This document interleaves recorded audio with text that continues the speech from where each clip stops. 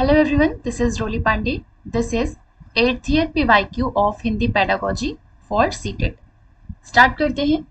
Question number 1 है हमारा, भाषा की कक्षा में अध्यापक को खुले अंत वाले निर्देशों का प्रयोग करना चाहिए और शिक्षार्थियों को अभिव्यक्त करने की अनुमति देनी चाहिए, क्योंकि यह मतलब जो लैंग्वेज क्लासरूम है उसमें टीचर को ओपन एंडेड वाले क्वेश्चंस पूछने चाहिए या ओपन एंडेड वाले जो इंस्ट्रक्शंस होते हैं उनका यूज करना चाहिए और बच्चों को भी उनको अनुमति देनी चाहिए अपने जो भी आइडियाज है, जो भी विचार है, उनके अनुभव हैं, उनको अभिव्यक्त करने का। इससे क्या होगा, अध्यापक को बोलने का अधिकार देती है, या फिर ये शिक्षार्थियों और अध्यापक को बोलने की स्वायत्तता देती है, या फिर शिक्षार्थियों को अपने ज्ञान और अनुभवों में वृद्धि करने में सक्षम बनाती है। जब टीचर ओपन एंडेड वाले इंस्ट्रक्शंस देता है और बच्चे उसको एक्सप्रेस करने का मौका पाते हैं, तो इससे क्या होता है, जो बच्चों का उनका ज्ञान होता है पहले का और जो उनके एक्सपीरियंसेस होते हैं उसमें वृद्धि होती है। तो क्वेश्चन नंबर 1 का राइट ऑप्शन क्या हो जाएगा, ऑप्शन नंबर 3। नेक्स्ट क्वेश्चन है हमारा, भाषा अधिगम के संदर्भ में रचनावादी उपागम में शामिल है, मतलब कंस्ट्रक्टिविस्ट अप्रोच जो है उसमें क्या चीज शामिल है कि एक प्रभावशाली उपकरण के रूप में ये ड्रिल की तरह यूज किया जाता है, या आदत निर्माण के लिए यूज किया जाता है, या फिर ये अन्वेषण आधारित अधिगम होता है। जो कंस्ट्रक्टिविस्ट अप्रोच है ये क्या होता है, ये डिस्कवरी बेस्ड लर्निंग होती है इसमें। तो इसका राइट ऑप्शन क्या हो जाएगा, ऑप्शन नंबर 2, ऑप्शन नंबर 3, मतलब अन्वेषण आधारित अधिगम। नेक्स्ट क्वेश्चन है हमारा, भाषा आकलन का उद्देश्य क्या मापन करना है, मतलब जब बच्चों की भाषा का आकलन किया जाता है तो उसका उद्देश्य किस चीज का मेजरमेंट करना होता है, कि हर एक शिक्षार्थी जो है वो अपने सहपाठी की तुलना में कितने सही हैं, या फिर शिक्षार्थियों की समग्र या योगात्मक उपलब्धि क्या हुई है, या फिर शिक्षार्थियों की भाषा उपलब्धि क्या है, या फिर शिक्षार्थियों की भाषिक निपुणता। तो यही राइट ऑप्शन हो जाएगा। जो भाषा आकलन का मेन उद्देश्य है वो किस चीज का मापन करता है, वो भाषा की निपुणता का मापन करता है। तो क्वेश्चन नंबर 3 का right option option number 4। Next question है हमारा, अनुमान लगाना पठन बोध की युक्ति है जिसमें कि पाठक अपने पूर्व ज्ञान का प्रयोग करते हुए पहले से जान लेते हैं कि पाठ्य सामग्री में अब क्या आने वाला है, या फिर पाठकों ने क्या पूर्व अनुमान लगाया था उसका सत्यापन करने के लिए पाठकों को पठन बीच में रोकने और नोट करने की संभावना होती है। नहीं, ऐसा कुछ नहीं होता है। अनुमान लगाना मतलब ही समझ में आ रहा है, पठन बोध से रिलेटेड है, मतलब कि पहले से ही जो पढ़ने वाले हैं उसकी अंडरस्टैंडिंग हो जाए, इसी को अनुमान लगाना कहते हैं। मतलब अनुमान लगाना पठन बोध की युक्ति मतलब ऐसी ही युक्ति है जिसमें कि पाठक क्या करता है, अपने पूर्व ज्ञान का प्रयोग करते हुए पहले से जान लेते हैं कि पाठ्य सामग्री में अब क्या आने वाला है। तो 4th का राइट ऑप्शन क्या हो जाएगा, ऑप्शन नंबर 1। नेक्स्ट क्वेश्चन है, निम्नलिखित में से कौन सी मिश्रित भाषा प्रयोग का उदाहरण नहीं है। बच्चे प्रथम भाषा में बात कर रहे हैं और अध्यापक द्वितीय भाषा में बात कर रहा है, उत्तर दे रहा है, या फिर बच्चे दूसरी भाषा में बात कर रहे हैं और अध्यापक जो है वो प्रथम भाषा में उत्तर दे रहा है, या फिर अध्यापक द्वितीय भाषा में बात करते हैं और बच्चे द्वितीय भाषा में उत्तर देते हैं। पूछा है कि मिश्रित भाषा का प्रयोग का उदाहरण नहीं है। मिश्रित भाषा मतलब जो भाषा सीखनी है जो बच्चे को पहले से आती है, इन दोनों को मिक्स करके जब यूज किया जाता है तब उसी को मिश्रित भाषा बोलते हैं। तो प्रथम भाषा में बच्चे बात कर रहे हैं और अध्यापक द्वितीय भाषा में उत्तर दे रहे हैं। इसमें क्या हो रहा है, दो भाषाएं मिक्स हो रही हैं बच्चों को सिखाने के लिए। द्वितीय भाषा में बच्चे बात कर रहे हैं और अध्यापक प्रथम भाषा में उत्तर दे रही है, तो ये भी मिश्रित भाषा का प्रयोग हो रहा है। यहाँ पे बच्चे कभी प्रथम भाषा तो कभी द्वितीय भाषा में बात करते हैं।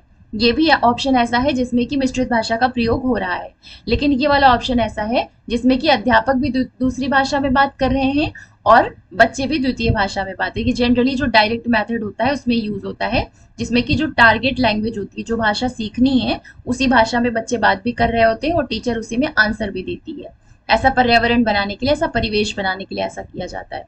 तो ये डायरेक्ट मेथड में आता है। डायरेक्ट जो भाषा पढ़ाने के लिए यूज की जाती है, भाषा पढ़ाने के लिए, उसमें होता है, ना कि मिश्रित भाषा का प्रयोग यहाँ पे हो रहा है।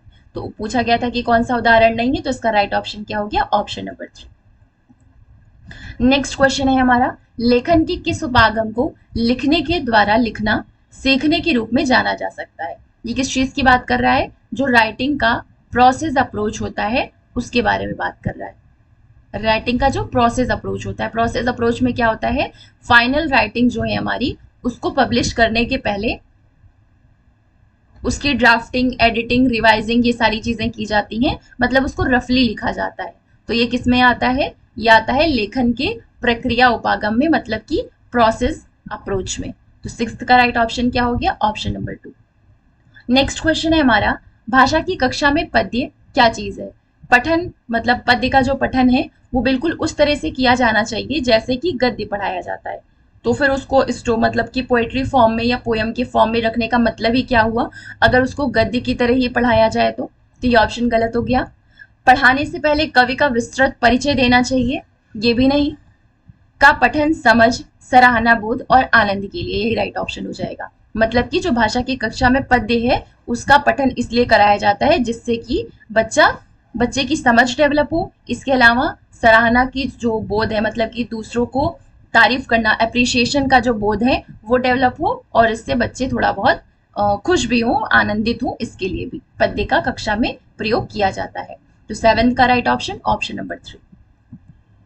नेक्स्ट क्वेश्चन है हमारा, बच्चों के लिए मुद्रित समृद्ध परिवेश बहुत ही आवश्यक है, क्योंकि इससे मतलब जो प्रिंट रिच एनवायरनमेंट होता है उसकी बात कर रहा है कि बच्चों के लिए जो प्रिंट रिच एनवायरनमेंट होता है वो बहुत ज़्यादा इंपॉर्टेंट होता है, क्योंकि इससे क्या होता है? सहपाठी आकलन में मदद मिलती है, या फिर कक्षा में चर्चा करने में मदद मिलती है, या फिर बोध के साथ पठन के लिए स्व अभिप्रेरणा मिलती है। जब बच्चों का क्लासरूम ऐसा होगा जो प्रिंट रिच एनवायरनमेंट है, मतलब मुद्रित समृद्ध परिवेश वाला होगा, तो इससे क्या होगा? बच्चों की अंडरस्टैंडिंग के साथ साथ जो पठन के लिए अपनी सेल्फ मोटिवेशन इनको मिलेगी। तो इसी वजह से मुद्रित समृद्ध परिवेश जो होता है वो बहुत ज्यादा इंपॉर्टेंट होता है।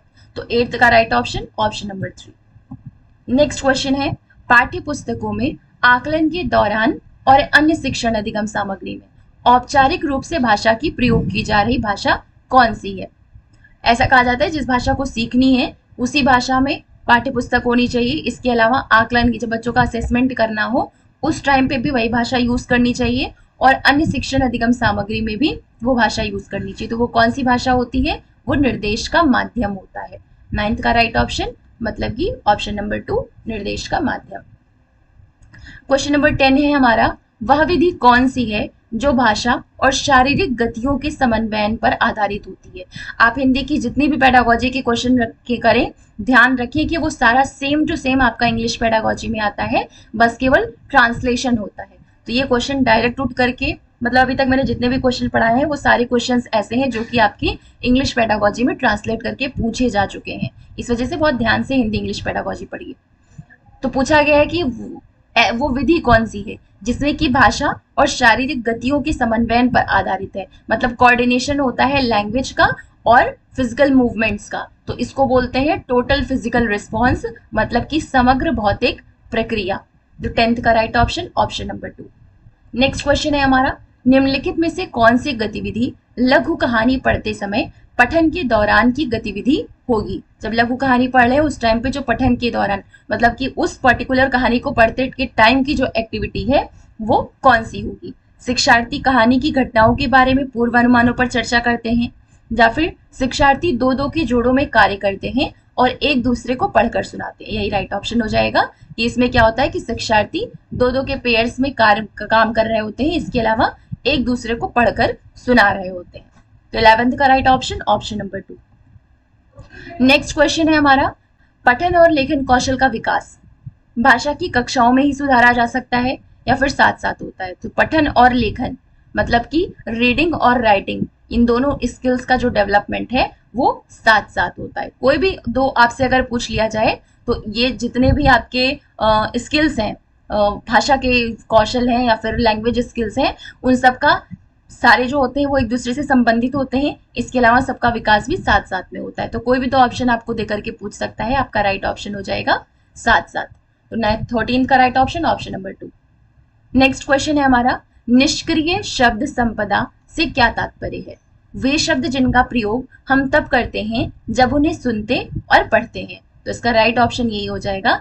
निष्क्रिय शब्द संपदा मतलब हम नॉर्मली किसी चीज को सुन रहे हैं या नॉर्मली किसी चीज को पढ़ रहे हैं, ठीक है, तो उसी टाइम में जब हम किसी शब्द का प्रयोग करते हैं तो निष्क्रिय होकर के कर रहे हैं, पैसिव शब्द यूज कर रहे हैं, तो ये क्या हो गया? क्या हो जाएगा? निष्क्रिय शब्द संपदा इसका मतलब हो जाएगा। तो 14th का राइट ऑप्शन ऑप्शन नंबर 1।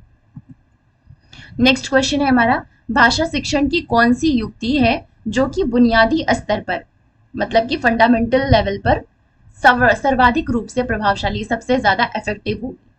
निर्धारित पाठ्य पुस्तक से वर्णमाला और पाठ सीखने से शुरुआत करना, या फिर बच्चों के बोध के स्तर पर सरल मौखिक लिखित ड्रिल, या फिर भय और तनाव मुक्त अधिगम परिवेश में लक्ष्य भाषा के अवसर देना। यही ऐसा है जो कि भाषा के शिक्षण में बुनियादी स्तर पर सबसे ज्यादा इफेक्टिव होगा। क्या चीज? बच्चों को भय और तनाव मुक्त परिवेश देना अधिगम के लिए। इससे क्या होगा, मतलब कि जो टारगेट भाषा है, जो बच्चे को भाषा सीखनी है, उस भाषा को सीखने के लिए पहली चीज ऐसा परिवेश दो जिसमें ऐसी भाषा बोली जा रही है। दूसरी चीज, परिवेश ऐसा होना चाहिए जिसमें टेंशन फ्री हो बच्चे, ज्यादा उन पर प्रेशर न डाला जा रहा हो, और भय, मतलब कि भय और तनाव मुक्त रहे अधिगम अगर दिया जाए तो। 15th का राइट ऑप्शन ऑप्शन नंबर 3। ये था हमारा 8th year PYQ of Hindi pedagogy for CTET. मिलते हैं नेक्स्ट वीडियो में। हो सकता है आपका नेक्स्ट वीडियो जो है वो मैथ की मैराथन हो, 70+ क्वेश्चंस की। तो देखते हैं क्या कराते हैं, हिंदी का PYQ या फिर मैथ की मैराथन। मिलते हैं नेक्स्ट वीडियो में। Thank you.